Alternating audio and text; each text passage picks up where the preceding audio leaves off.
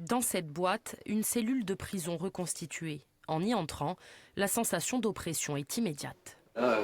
L'espace vital n'est pas assuré, surtout pour deux personnes dans une même pièce. Deux, et parfois trois, qui se partagent 9 mètres carrés. Un confinement qui a des conséquences sur le corps des détenus. Manque d'activité, troubles du rythme chronobiologique et des 5 sens, comme par exemple la réduction du champ de vision. Une fois sortis, les prisonniers doivent se réadapter. C'est le cas de ceux qui intègrent la prison de Casabianda. Dans une détention comme Casabianda, la perspective visuelle est plus large, donc du coup ça peut créer des étourdissements, des sortes de vertiges en quelque sorte, par rapport à un champ visuel plus large.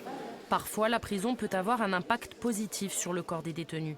Nombreux sont ceux, par exemple, qui pratiquent une activité sportive pour s'occuper.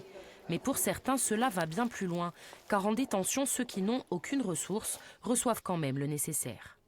Sur le domaine du coup de l'hygiène, ça peut avoir un effet bénéfique. La vie en cellule à plusieurs et même seule, mais avec ces kits, permet aussi d'apprendre à prendre soin de son corps, à prendre soin de son lieu de vie. En dehors des murs, la peine de corps vaut aussi pour les proches des personnes incarcérées.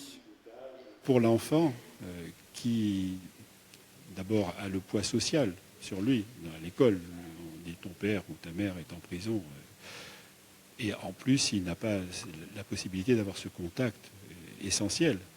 Pour lui, ça reste malgré tout une déchirure dans leur vie.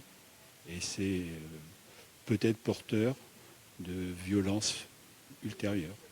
Le mal-être et l'isolement, des situations plus difficiles encore à vivre entre ces 4 murs. En prison, le taux de suicide est 7 fois supérieur à la moyenne nationale.